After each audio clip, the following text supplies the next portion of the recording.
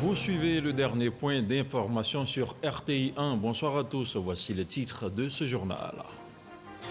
Les hommes d'affaires italiens s'intéressent aux potentialités économiques de la Côte d'Ivoire. Ils ont été reçus par le ministre des Affaires étrangères Ali Koulibaly. La discussion a porté sur plusieurs secteurs d'activité, de l'exploitation minière aux fournitures d'équipements, sans oublier les ouvrages publics. Et depuis le lancement de l'opération en février 2020, l'Office national de l'état civil et de l'identification a enrôlé environ 2,4 millions d'Ivoiriens. L'ONESI a aussi produit plus d'1 million de cartes nationales d'identité, a affirmé vendredi dernier son directeur général. C'était au cours d'un déjeuner de presse à suivre dans cette édition. L'Église catholique en Côte d'Ivoire a clôturé son jubilé de ses 125 ans d'évangélisation ce dimanche 24 janvier. Pour marquer l'instant, une messe solennelle a été dite à la cathédrale Saint-Esprit de Mokéville, dans le diocèse de Grand-Bassam. Nous reviendrons sur l'état des lieux de l'Église catholique dans notre pays en toute fin d'édition. Voilà pour le titre de ce journal. Et ce dimanche, en fin de journée, le chef du gouvernement, Ahmed Bakayoko, accompagné de plusieurs ministres, était à la résidence de l'ancien patron du Conseil économique, social, économique, environnemental et culturel, Marcel Zadikessi, une visite au cours de laquelle le Premier ministre est allé apporter la compassion du gouvernement à la famille de celui qui a été un grand serviteur de l'État. L'ancien président du conseil d'administration de la SODECI et de la compagnie ivoirienne d'électricité, Marcel Zadikessi, est décédé le 13 octobre dernier à l'âge de 84 ans. Il sera inhumé le 30 janvier prochain dans son village de Yakolidabou, dans le département de Soubré. Et puis la nation ivoirienne va rendre un vibrant hommage aux 4 militaires tués le 13 janvier dans l'attaque perpétrée contre le bataillon ivoirien de la MINUSMA à Tombouctou au Mali. L'état-major général des armées va abriter la cérémonie qui se tiendra en présence du chef de l'État, le président Alassane Ouattara. Les soldats tombés sur le front de guerre sont les sergents-chefs Adama Bakayoko et Yacouba Doumbia, le sergent Amian Guiegui et le caporal Mustapha Bamba. Le commentaire de la cérémonie retransmise en direct sur les antennes de RTI 1 sera assurée par Alvor Assa.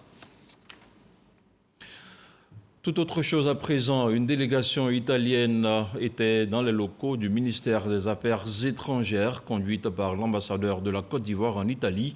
Elle est en mission de prospection économique dans notre pays. Objectif, évaluer l'éventualité d'investissement en Côte d'Ivoire, une visite qui s'inscrit dans le cadre de la redynamisation de la coopération économique et commerciale entre les deux pays. Laure Goretti, Herman Guibé. Des hommes d'affaires italiens venus en mission de prospection en Côte d'Ivoire en vue d'explorer les possibilités d'investissement dans le pays. Ils ont été reçus en audience par le ministre des Affaires étrangères, Ali Koulibaly. Dans cette période difficile du Covid, nous avons pensé de pouvoir faire venir nos sociétés italiennes ici en Côte d'Ivoire. On veut venir importer nos connaissances. Le ministre Ali Koulibaly a encouragé cette mission en démontrant les garanties au niveau fiscal et sécuritaire que l'État de Côte d'Ivoire a mis en place pour motiver les investisseurs étrangers vers la destination Côte d'Ivoire. La Côte d'Ivoire offre des possibilités à toutes les entreprises qui manifestent l'intention de venir investir ici, chez nous. Nous soutenons votre mission et vous encourageons, après cette mission de prospection, à revenir pour poser des actes concrets. Parce que la Côte d'Ivoire est un pays merveilleux et elle est prête à vous accueillir en vous offrant toutes les conditions qui pourraient permettre à vos investissements de prospérer. La délégation d'hommes d'affaires italiens est intéressée par le secteur de l'exploitation minière, la fourniture d'équipements, la transformation de produits agricoles et la construction de logements. Cette visite s'inscrit dans le cadre de la redynamisation de la coopération économique et commerciale existant entre la Côte d'Ivoire et l'Italie. Le directeur général de l'Office national de l'état civil et de l'identification était face à la presse vendredi dernier. L'administrateur a fait le point de la situation de l'état civil, de l'identification et du flux migratoire. Il a aussi rassuré les pétitionnaires dans l'attente du retrait de leur carte nationale d'identité. Le reportage d'Ahmed Traoré est commenté par Alvor Assa. L'état civil, l'identification et le flux migratoire, ces 3 points étaient à l'ordre du jour lors de la rencontre qu'a eu le directeur général de l'ONESI, l'Office national de l'état civil et de l'identification, et les journalistes. Selon Sitioni Chinyene Kafana, plus de 2 400 000 personnes ont été enrôlées. Et à ce jour, plus d'1 million de cartes d'identité ont été confectionnées. Les défis que nous rencontrons se situent surtout au niveau de l'engouement des populations. Donc c'est de communiquer beaucoup plus sur le fait que les cartes sont produites, que nous avons une forte capacité de production qui est atteinte aujourd'hui, et appeler donc les Ivoiriens à venir retirer leurs cartes. Il faut dire que, bien entendu, nous avons des messages, des SMS que nous envoyons. Nous avons également notre centre d'appel que nous avons mis à contribution. Et donc nous demandons aux Ivoiriens, donc, dès qu'ils reçoivent ces SMS et ces appels de nos équipes, de se rendre très rapidement vers les centres normalement en vue du retrait de leur carte d'identité. Le directeur général de l'ONESI exhorte les Ivoiriens à se faire enrôler massivement. Pour faciliter l'enrôlement au niveau du monde rural, un partenariat a déjà été signé selon lui entre l'ONESI et la Poste de Côte d'Ivoire. Il a rappelé pour terminer que 500 000 cartes nationales d'identité seront produites chaque mois pour satisfaire la population ivoirienne. Autre chose à présent, la 22e édition du prix Ebony s'est déroulée hier samedi à Yamoussoukro. Marcel Akaakissi, journaliste au quotidien L'Inter, est la lauréate 2020 du super prix Ebony. Elle a remporté le prix de la presse support papier et de la meilleure interview. Cheikh Koné de la rédaction de RTI 1 a glané le prix Ebony Télé. En somme, une vingtaine de prix attribués et des prix d'honneur décernés à des personnalités marquantes de la presse. Le compte-rendu de Franco Quadio, notre envoyé spécial à Yamoussoukro. Ebony 2020 est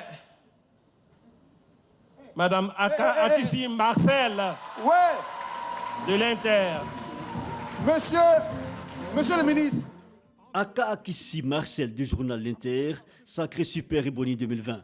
Dans sa besace, les prix Ebony de la presse écrite et du meilleur interview. Quant au prix Ebony Télé, il revient à Cheikh Koné de RTI 1. Le prix Ebony Radio est remporté par Ligua Aimé de Radio Yopougon. L'Ebony du meilleur présentateur télé revient à Ali Diarasouba de NCI. L'innovation cette année, c'est l'Ebony de la presse numérique dont s'accapare Téné Ben Ousmane de la Voix des femmes. Quant à Amy Sissoko de RTI 1, elle remporte le prix Joseph Diomandé du meilleur reportage. Ce prix est aussi une motivation à ne pas baisser les bras. Il faut maintenir le cap et aussi nous devons être des modèles pour la génération montante. C'est 2 prix qui m'honorent et je suis très fier. C'est ma première participation au concours Ebony. Je pense que la prochaine fois, je ferai mieux. Avoir ce prix-là, je pense que c'est la reconnaissance du travail qu'on fait jour et nuit. Je remercie toute la direction de la RT, je remercie mon rédacteur en chef, je remercie également le service économie, la directrice de l'information pour son accompagnement, pour son encadrement. Je suis très reconnaissant à l'ensemble de la corporation, mais aussi et surtout à l'ensemble de tous les téléspectateurs et internautes qui suivent le travail qu'on fait tous les jours. Je voudrais avoir également une pensée très forte pour l'ensemble des journalistes de la rédaction, l'ensemble des journalistes avec qui j'ai travaillé déjà à l'époque quand j'étais à la RTI. Quel journaliste pour une Côte d'Ivoire rassemblée? Le thème central de cette 22e édition qui ramène le journaliste à prendre conscience de sa place dans la reconstitution du tissu social. Le message est réaffirmé par le président de l'UNJCI. Le journaliste peut être à la fois un pyromane et un pompier. Les journalistes ivoiriens ont décidé de prendre clairement l'option du pompier. Aussi, voudraient-ils apporter leur pierre à l'édification d'une paix durable en Côte d'Ivoire. Une volonté de mieux faire, et cela est apprécié par le ministre Kobena Kwasi Adjoumani, invité spécial. Pour sa part, Sidité Moko Touré, ministre de la Communication et des Médias représentant le Premier ministre Ahmed Bakayoko, a invité les journalistes à désarmer leurs plumes et à s'engager résolument à la consolidation de la cohésion sociale. Vous avez nos encouragements. La nation sait pouvoir compter sur vous pour maintenir la stabilité sociale dans les mois et les années à venir. vous comprenez donc l'importance de votre mission. C'est pourquoi, dans un environnement aux rares moyens, le gouvernement ne lésine sur rien pour vous accompagner. Chers amis journalistes, je tiens à vous féliciter pour avoir choisi de questionner votre responsabilité dans la construction de la nation, la consolidation de la cohésion sociale et le renforcement de la paix. Des distinctions particulières récompensant des figures de proue de la presse et des prix sectoriels ont été également remis aux nominés pour leur production. Un prix spécial a été décerné au Premier ministre Ahmed Bakayoko pour ses actions en faveur d'une presse libre en Côte d'Ivoire. Le Super Ebony 2020, Marcel Aka, qui s'y succède à Serge Collier du RTI 1. Elle reçoit un véhicule et 20 millions de francs CFA, en plus de divers lots offerts par les partenaires. Autre chose à présent, le président du Fonds de garantie des crédits aux PME était ce dimanche l'invité du magazine de RTI 1 avec Herman Guivet. Les échanges ont porté sur le champ d'action du Fonds de soutien à l'endroit des petites et moyennes entreprises. Marcelin Zinzou, que je vous propose d'écouter. La PME doit d'abord être formellement constituée. Une fois qu'elle est formellement constituée, c'est-à-dire avec un registre de commerce, une déclaration fiscale d'existence et une déclaration de CNPS, la PME doit être à jour de ses obligations, bien entendu, fiscales et sociales, puisque vous savez très bien qu'il s'agit d'argent public qui nous permet de garantir les crédits qui seront consentis par les banques. Donc cet argent public est pris au niveau de la collecte des impôts. D'accord. Donc vous devrez être en conformité avec vos obligations fiscales. Une fois qu'on a fini de dire cela, vous allez voir votre banquier, vous demandez votre prêt à votre banquier, et votre banquier vous demandera d'apporter les garanties nécessaires. Et là, vous allez ensuite contacter le fonds de garantie des crédits aux PME. Si vous avez besoin qu'on vous accompagne pour vos garanties, et ça se fait directement sur le site du Fonds de garantie des crédits aux PME, www.fgpme.ci, et vous remplissez tout le formulaire possible, et nous vous répondons dans un délai de 72 heures maximum, en vous octroyant ou pas la garantie selon la nature et la qualité de votre dossier.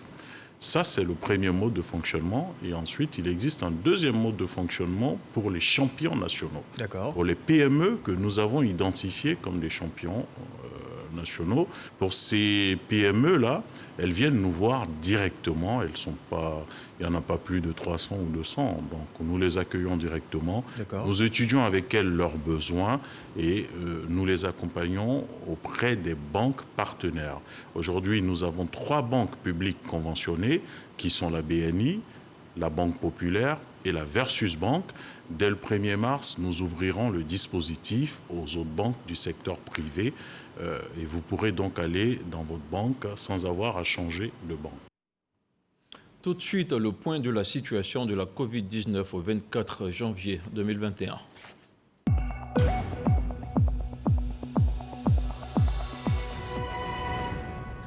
Le ministère de la Santé et de l'Hygiène publique a enregistré ce dimanche 24 janvier 2021 238 nouveaux cas de Covid-19 sur 4600 échantillons prélevés, soit 5,2% de cas positifs, 167 guéris et 1 décès.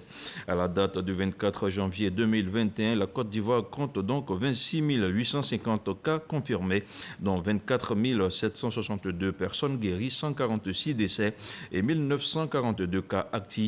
Le nombre total d'échantillons est de 319 232. Le ministre de la Santé et de l'Hygiène publique rappelle que l'épidémie n'est pas terminée. Il demande aux populations de rester prudentes, d'être disciplinées et de respecter les mesures barrières, notamment le port de masque dans les espaces accueillants du public et les transports en commun afin de stopper la transmission du virus. On continue à parler de santé. Une nouvelle ambulance médicalisée pour l'hôpital général d'Adjamé d'une valeur de 60 millions de francs CFA. Ce véhicule de secours arrive à temps pour ce centre de santé fortement sollicité pour des soins d'urgence et des évacuations vers les grands hôpitaux d'Abidjan. Le reportage de Walter Amadou Ouattara. Hôpital général d'Adjamé. Des blessés de la circulation routière viennent d'arriver. Après les premières consultations, l'état de santé de ces victimes nécessite une évacuation vers un autre centre pour des scanners. Mais l'unique ambulance est déjà partie pour un transfert de malades. Ceux-ci vont devoir patienter. Face à la surexploitation de la seule ambulance, la directrice de l'hôpital général d'Adjamé lance un cri de cœur. L'hôpital général d'Adjamé est l'hôpital de référence du district sanitaire Adjamé Plateau à Tékoubé. Les centres périphériques évacuent les cas graves. Au cours de l'année 2020, nous avons reçu 606 accidentés de la voie publique. Donc nous avons besoin d'une seconde ambulance parce que souvent, nous ne réussissons pas à les évacuer. L'appel a un écho favorable. Le maire, Farid Koussoumaro, remet une ambulance médicalisée d'une valeur de plus de 60 millions de francs CFA à l'hôpital général d'Adjamé. Actuellement, la pandémie qui circule partout dans notre pays et Adjamé qui reçoit 2 millions de personnes, il était important pour nous vraiment de mettre l'accent sur le volet santé. Le représentant du ministre de la Santé et de l'Hygiène publique traduit la gratitude du docteur Eugène Aka Awele. Et cet hôpital est dans un projet de réhabilitation dans le cadre de la couverture maladie universelle. Et après cette réhabilitation, il faut naturellement que le transport hospitalier puisse être développé. Cette nouvelle ambulance vient porter à 2 le nombre de véhicules du parc automobile de secours d'urgence de l'hôpital général d'Adjamé.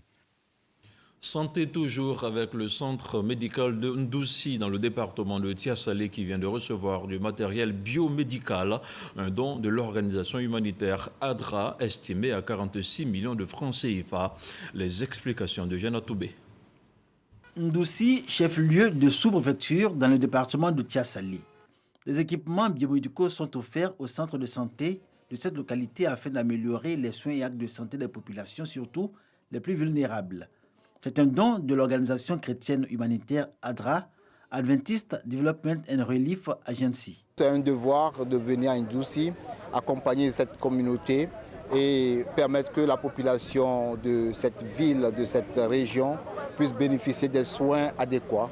Et c'est un devoir moral, une responsabilité que nous prenons sur nous d'accompagner le gouvernement de la Côte d'Ivoire à travers le ministère de la Santé et de l'Hygiène publique. Notre souci aujourd'hui, c'est d'œuvrer pour qu'il soit utilisé à bon escient et que les bénéficiaires puissent en profiter.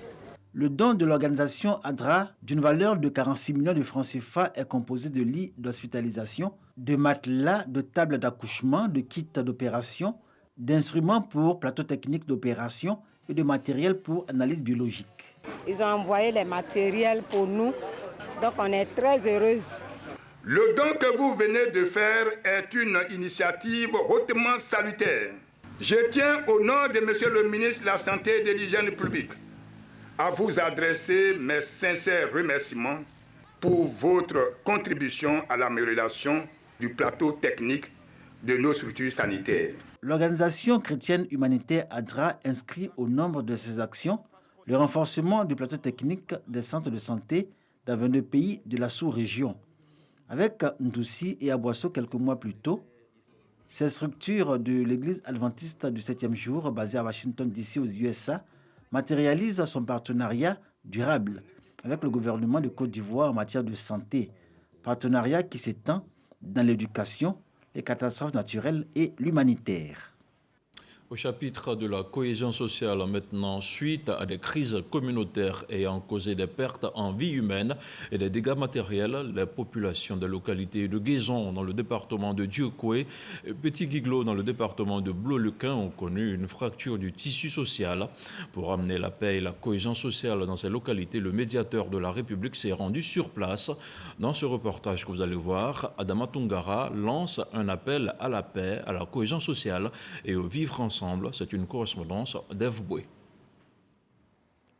C'est à Guézon que le médiateur de la République, Adama Tungara, a entamé sa tournée de sensibilisation des populations à la paix et à la cohésion sociale. Adama Tungara, face à l'ensemble de toutes les forces vives de Guézon, lance un appel à la paix, à la cohésion sociale et au vivre ensemble. Chers parents de Guézon, je voudrais vous exhorter à œuvrer avec un engagement ferme à redorer l'image de notre localité aux yeux de la communauté nationale en tournant le dos à l'affrontement, à la violence et à la division. Quelles que soient nos divergences d'opinion et de culture, nous devons apprendre à vivre ensemble, dans le respect mutuel et surtout la tolérance. Pour rappel, les 27 et 28 décembre 2020, cette localité a vécu une crise communautaire entre autochtones et une communauté allochtone. Après Guézon, cap sur Petit Guiglo dans le département de Bleu-le-Quai. Ici, le 4 janvier dernier, une crise entre les autochtones et une communauté de la CEDEAO a engendré une fracture du tissu social. Bilan, un mort et des blessés. Cette tentative de se rendre justice ne peut pas perdurer, ne peut pas continuer, parce qu'on est dans un état de droit. Force doit être laissée au droit. Dans les deux localités visitées, les comités locaux de veille et de suivi de la cohésion sociale mis en place poursuivront les sensibilisations et les actions pour le retour définitif de la paix. Et on reste toujours dans l'ouest du pays. C'est la 7e compagnie du genre que compte la Direction générale de la police nationale.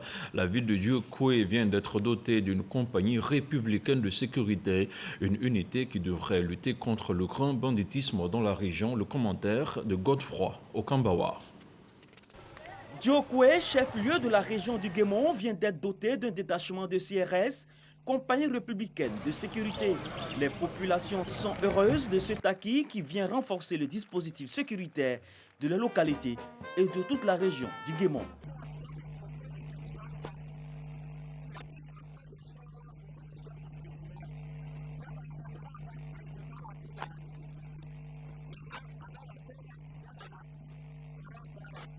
La compagnie républicaine de sécurité de Djokoué est la 7e compagnie du genre que la Direction générale de la police fait installer dans le Guémon, d'où son appellation CRS7.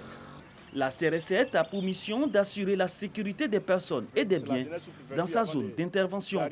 Lors de la cérémonie de salut aux couleurs qu'abritait le collège moderne Jean Glao, le préfet de Djokoué a demandé aux populations de réserver un bon accueil aux éléments de la CRS7 et surtout une bonne collaboration afin que les policiers de cette compagnie mènent à bien leur mission. C'est une force d'appoint qui vient compléter le dispositif sécuritaire au niveau de l'État de Côte d'Ivoire. Vous savez, il y a la gendarmerie, il y a le commissariat de police. Donc la CRS7 vient en complément à tout ce dispositif sécuritaire. Selon l'arrêté qui crée cette compagnie, elle a en charge non seulement le département de Djokoué, mais l'ensemble de la région du Guémon pour régler les problèmes sécuritaires qui se posent. Les populations de Djokoué ont espoir que le taux d'insécurité élevé dans cette partie de l'ouest de la Côte d'Ivoire baissera considérablement. Retour à Abidjan avec ce fait de société accompagné de sa tante. Il avait quitté le domicile familial le 3 janvier dernier. Égaré par la suite par inattention, le petit Adama vient de retrouver ses parents. Il a été remis à sa famille par la direction de l'adoption et de la protection des droits de l'enfant. Les explications de Mahamba Traoré. Orphelinat de Bingerville, que d'émotions pour ces retrouvailles entre le petit Adama et ses parents. Il est content d'être à nouveau dans les bras des siens, 1 an et demi après avoir été porté disparu. Une situation difficile et douloureuse qu'a vécue sa famille. On l'a amené à l'hôpital le 3 janvier. J'étais plus soigné, il avait mal aux oreilles. Je l'ai mis sur un banc à mon retour. Adama est sorti. C'est depuis ce jour, je n'ai plus vu mon neveu. Après plusieurs mois de recherche, la famille Dambélé a retrouvé l'enfant après un appel lancé lors d'un passage télévisé à l'émission C'est Midi de la RTI. J'ai cherché mon neveu, je n'ai pas vu mon neveu. Et ma camarade maintenant qui me conseille, on n'a qu'à aller ce midi. Puisque je suis en conflit avec ma mère, aller expliquer là-bas peut-être, par la chance, si Adama vit toujours, on va nous aider. Après l'émission, on nous a appelé pour dire qu'on n'a qu'à passer à l'orphelinat de Pougon. On est parti.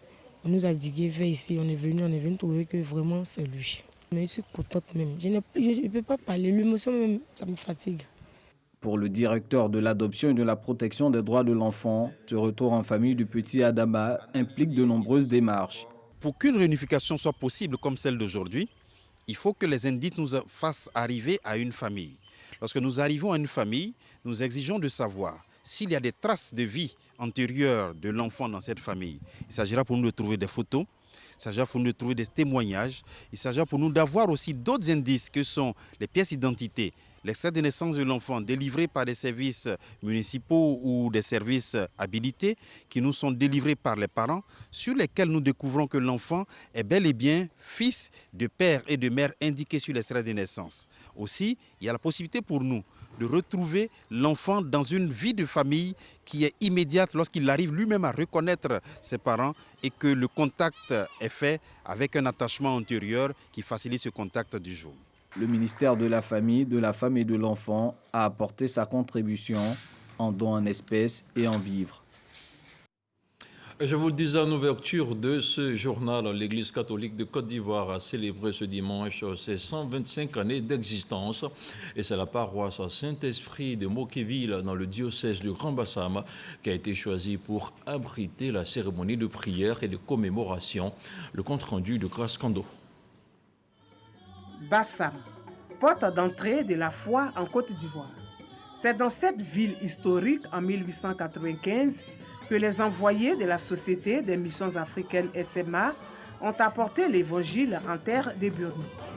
Ce dimanche, les 15 diocèses du pays se sont retrouvés à la paroisse Saint-Esprit de Mokéville à Bassam pour célébrer la clôture des festivités marquant les 125 ans d'existence de l'Église catholique. Aujourd'hui, beaucoup de chrétiens restent fidèles aux engagements de leur baptême. Ils accordent une place importante à la prière dans leur vie. Des groupes de prière se constituent ici et là. Les fidèles, dans leur ensemble, participent d'une façon plus active à l'Eucharistie. Ils sont nombreux, les foyers chrétiens qui s'efforcent de vivre les exigences du sacrement du mariage et restent soucieux de l'éducation de leurs enfants. Beaucoup a été fait certes, mais pour les fidèles, les 125 ans marquent un nouveau départ dans la foi. 125 ans d'évangélisation sur la terre de la Côte d'Ivoire, c'est une grâce pour nous. Que ce jour apporte la paix à la Côte d'Ivoire. Le Seigneur nous a comblés de beaucoup de bonnes choses. Maître mot, amour, paix et confiance. Et puis bien sûr, la charité. Nous allons entrer en nous-mêmes pour évaluer ce qui a marché, ce qui n'a pas marché, afin de pouvoir tirer une conclusion pour parfaire ce qui n'a pas marché par le passé. Des résolutions qui cadrent avec la vision du gouvernement qui se montre solidaire de cette célébration. Le chef de l'État a été représenté par le ministre des Sports. 125 ans d'évangélisation en ce jour de jubilé. Cette bonne nouvelle qui aujourd'hui doit être une source de renouvellement de notre foi, une source de charité, une source qui doit nous inspirer à marcher résolument vers la réconciliation et le partage. Pour que la Côte d'Ivoire garde sa vocation d'être la terre d'espérance, le pays de la vraie fraternité. Autre temps fort de cette cérémonie, la remise du parchemin à certains fidèles pour leur engagement à l'avancement de l'œuvre de Dieu. Le tour du monde de l'actualité en 7 jours, c'est maintenant et c'est une sélection d'Alexis Ouetraogo.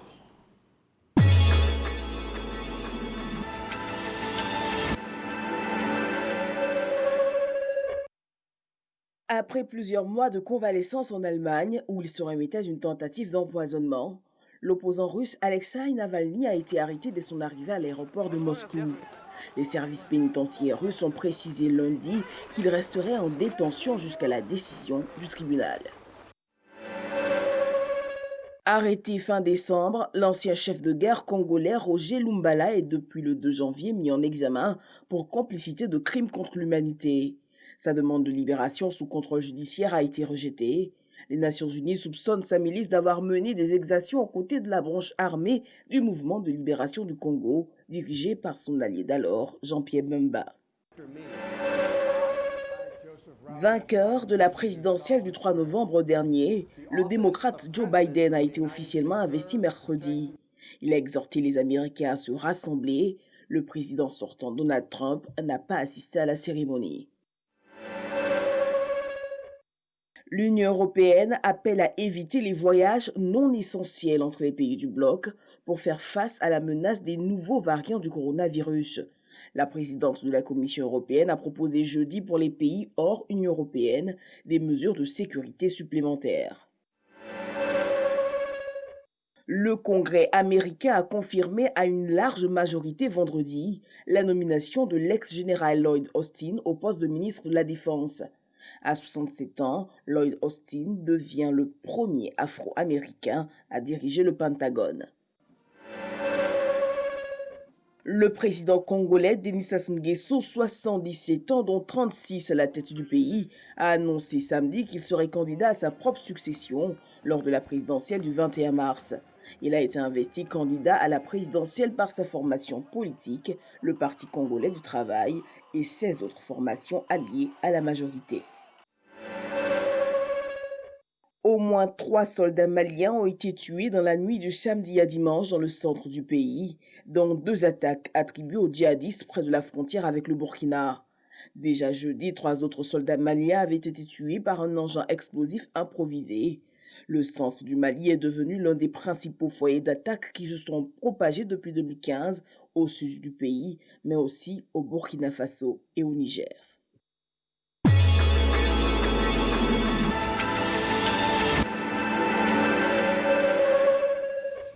Et ce journal est terminé. Merci de l'avoir suivi. L'information revient lundi matin avec Régis Kofi dans Matin Bonheur. L'édition de 13h vous sera présentée par Juliette Ouéa. Bonsoir et que la paix soit chez vous.